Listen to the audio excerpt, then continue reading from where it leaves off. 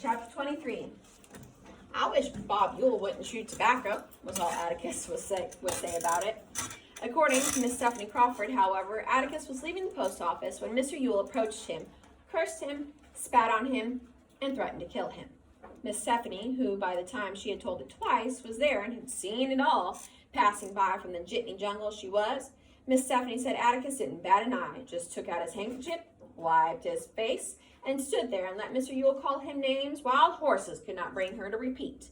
Mr. Yule was a veteran of an obscure war. That, plus Atticus's peaceful reaction, probably tempted him to inquire. "Too proud to fight, you Negro-loving bastard?" Miss Stephanie said. Atticus said, "Nope, too old," put his hands in his pockets, and strolled on. Miss Stephanie said you had to hand it to Atticus Finch. He could be right dry sometimes. Jem and I didn't think it very entertaining. "After all, though," I said, "he was the deadest shot in the county. One time he could—" "You know he wouldn't carry a gun, Scout. He ain't even got one," said Jem. "You know he didn't even have one down at the jail that night. He told me having a gun around is an invitation to somebody to shoot you." "Well, this is different," I said. "We can ask him to borrow one." We did, and he said, "Nonsense." Dill was of the opinion that an appeal to Atticus's better nature might work. After all, we would starve if Mr. Yule killed him. Besides, he raised exclusively by Aunt Alexandra, and we all knew the first thing she would do before Atticus was under the ground good would be to fire Calpurnia. Jem said it might work if I cried and flung a fit, being a young girl and all. That didn't work either. But when he noticed us dragging around the neighborhood, not eating, taking little interest in our normal pursuits, Atticus discovered how deeply frightened we were. He tempted Jem with a new football magazine one night. When he saw Jem flip the pages and toss it aside, and he said, "What's bothering you, son?" Jem came to the point. "Mr. Yule." "What has happened?" "Nothing's happened. We're scared for you, and we think you ought to do something about him." Atticus smiled wryly. "Do what? Put him under a peace bond?" "What do you think a peace bond is like?"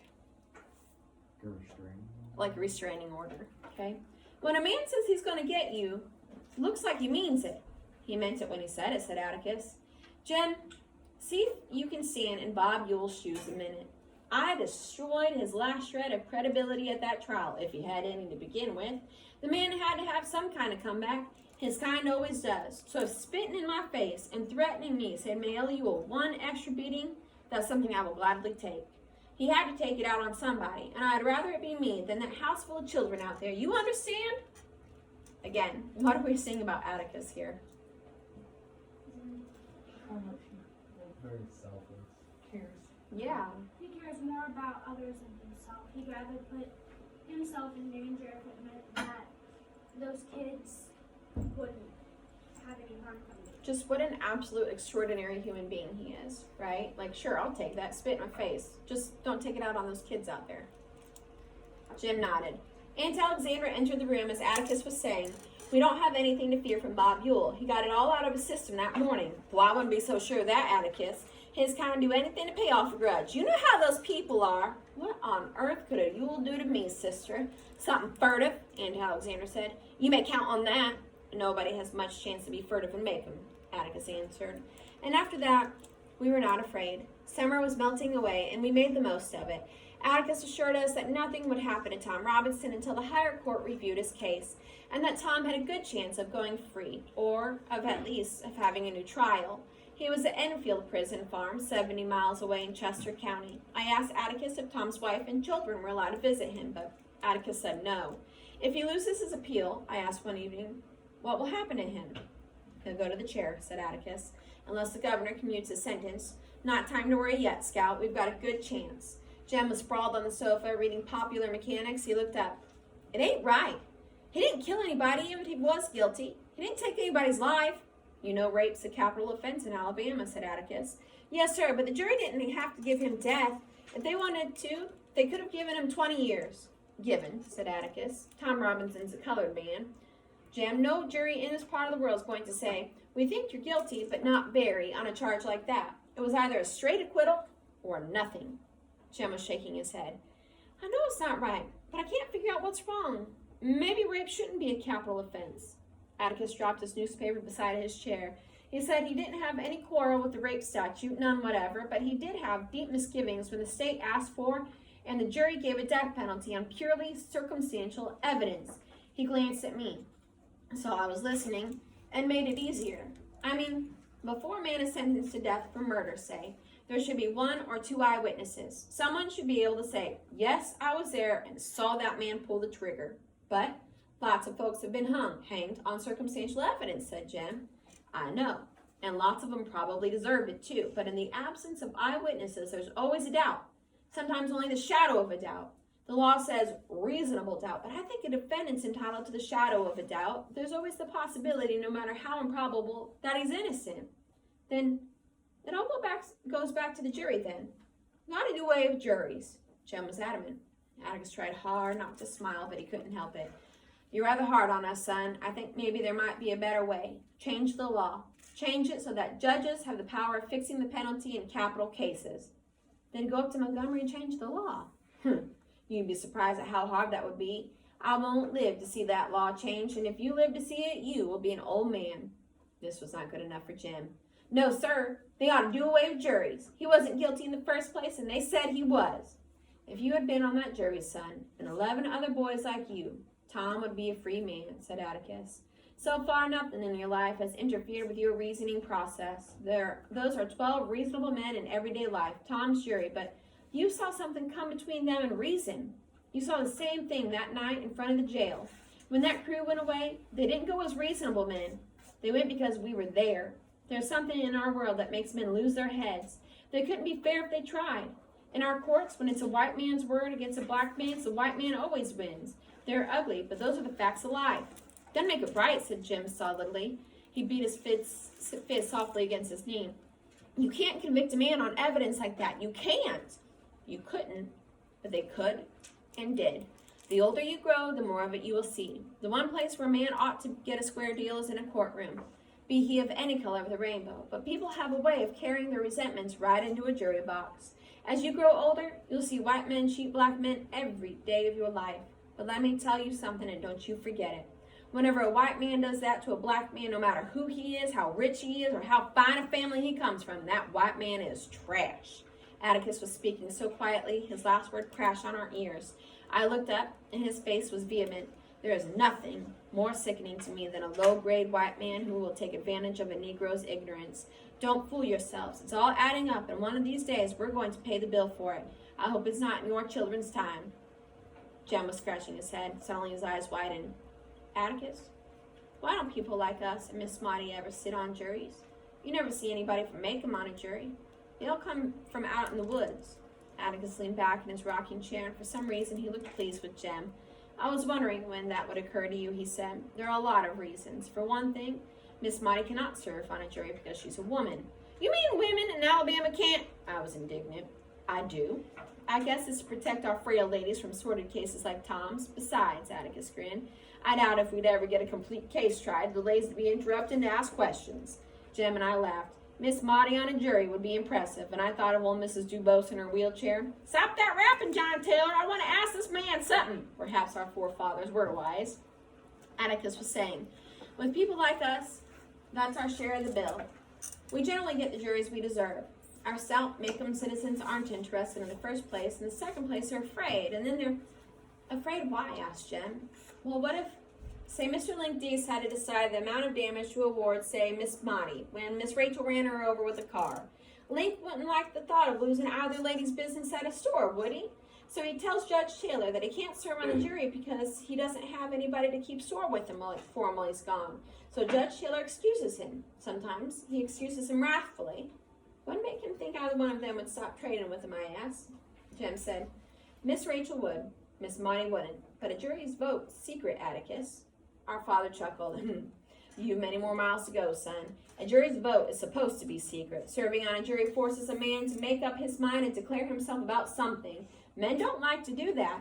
Sometimes it's unpleasant. Tom's jury sure made up its mind in a hurry, Jem muttered. Atticus's finger went to his watch pocket. No, it didn't, he said more to himself than to us. That was the one thing that made me think, well, this may be the shadow of a beginning. That jury took a few hours. An inevitable verdict, maybe, but usually it takes him just a few minutes. This time, he broke off and he looked at us. You might like to know that there was one fellow who took considerable wearing down. In the beginning, he was raring for an outright acquittal. Who? Jem was astonished. Atticus's eyes twinkled. It's not for me to say, but I'll tell you this much.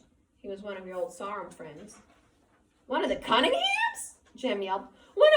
I didn't recognize any of them. You're joking. He looked at Atticus from the corners of his eyes. One of their connections. On a hunch, I didn't strike him. Just on a hunch. Could have, but I didn't. Golly Moses, Jem said reverently. 1 minute they're trying to kill him, and the next they're trying to turn him loose. I'll never understand those folks as long as I live. Atticus said, you just had to know him. He said the Cunninghams hadn't taken anything from or off of anybody since they migrated to the New World. He said the other thing about them was, once you earned their respect, they were for you, tooth and nail. Atticus said he had a feeling, nothing more than a suspicion, that they left the jail that night with considerable respect for the Finches. And then, too, he said, it took a Thunderbolt plus another Cunningham to make one of them change his mind. If we'd had two of that crowd, we would have had a hung jury, Jem said slowly. You mean you actually put on the jury a man who wanted to kill you the night before? How could you take such a risk, Atticus? How could you? When you analyze it, there was little risk. There was no difference between one man who's going to convict and another man who's going to convict, is there? There's a faint difference between a man who's going to convict and a man who's a little disturbed in his mind, isn't there? He was the only uncertainty on the whole list. What kin was that man to Walter Cunningham, I asked. Atticus rose, stretched, and yawned. It was not even our bedtime, but we knew he wanted a chance to read his newspaper. He picked it up, folded it, and tapped my head. Let's see now, he droned to himself. I got it. Double first cousin. How can that be? 2 sisters, married 2 brothers. That's all I'll tell you. You figure it out. I tortured myself and decided that if I married Jem and Dale had a sister whom he married, our children would be double first cousins. Gee, minity, Jem, I said when Atticus had gone. They're funny folks. Do you hear that, Auntie? Aunt Alexandra was hooking a rug and not watching us, but she was listening. She sat in her chair with her work basket beside her, her rug spread across her lap. Why ladies hooked woolen rugs on boiling nights never became clear to me. I heard it, she said.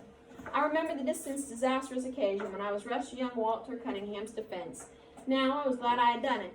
As soon as school starts, I'm going to ask Walter home to dinner. I planned having forgotten my private resolve to beat him up the next time I saw him. He could stay over sometimes after school, too. Atticus could drive us back to Old Sarum. Maybe he could spend the night with us sometime. Okay, Jem? We will see about that, Aunt Alexandra said, a declaration. That with her was always a threat, never a promise. Surprised, I turned to her. Well, why not, Auntie? They're good folks. She looked at me over her sewing glasses. Jean Louise, there is no doubt in my mind that they're good folks, but they are not our kind of folks. Jem says, she means they're yappy, Scout. Well, what's a yap? All tacky. They like fiddling and things like that. Well, I do too. Don't be silly, Jean Louise, said Aunt Alexandra. The thing is, you can scrub Walter Cunningham until he shines. You can put him in shoes and a new suit, but he'll never be like Jem. Besides, there's a drinking streak in that family a mile wide. Finch women are not interested in that sort of people. Auntie, she ain't 9 yet, said Jem. She may as well learn now. Aunt Alexandra had spoken. I was reminded vividly of the last time she put her foot down. I never knew why. It was when I was absorbed with plans to visit Calpurnia's house. I was curious, interested. I wanted to be her company, to see how she lived, who her friends were. I might as well have wanted to see the other side of the moon. This time, the tactics were different, but Aunt Alexandra's aim was the same. Perhaps this was why she had come to live with us, to help us choose our friends. I would hold off as long as I could. If they're good folks, then why can't I be nice to Walter? I didn't say not to be nice to him. You should be friendly and polite to him. You should be gracious to everybody, dear. But you don't have to invite him home. What if he was kin to us, Auntie? The fact is that he is not kin to us, but if he were, my answer would be the same. Auntie, Jem spoke up, Atticus says you can choose your friends, but you sure can't choose your family, and they're still kin to you no matter whether you acknowledge them or not, and it makes you look right silly when you don't. That's your father all over again, said Aunt Alexandra, and I still say that Jean Louise will not invite Walter Cunningham to this house. If he were her double first cousin once removed, he would still not be received in this house unless he comes to see Atticus on business. Now that is that. She had said, indeed not, but this time she would give her reasons. But I want to play with Walter, Auntie. Why can't I? She took off her glasses and stared at me. I'll tell you why, she said. Because he is trash. That's why you can't play with him. I'll not have you around him, picking up his habits and learning Lord knows what. You're enough of a problem to your father as it is. I don't know what I would have done, but Jim stopped me. He caught me by my shoulders, put his arm around me, and led me sobbing in fury to his bedroom. Atticus heard us and poked his head around the door. It's all right, sir, Jim said gruffly. It's not anything, and Atticus went away. Have it, you, Scout. Jim dug into his pocket and extracted a Tootsie Roll. It took a few minutes to work the candy into a comfortable wad inside of my jaw. Jim was rearranging the objects on his dresser. His hair stuck up behind and down in front, and I wondered if it would ever look like a man's. Maybe if he shaved it off and started over, his hair would grow back neatly in place. His eyebrows were becoming heavier, and I noticed a new slimness about his body. He was growing taller. When he looked around, he must have thought I would start crying again, for he said, "Show you something if you won't tell anybody." And I said, "What?" He unbuttoned his shirt, grinning shyly. "Well, what?" "Well, can't you see it?" "Well, no." "Well, it's hair." "Where?"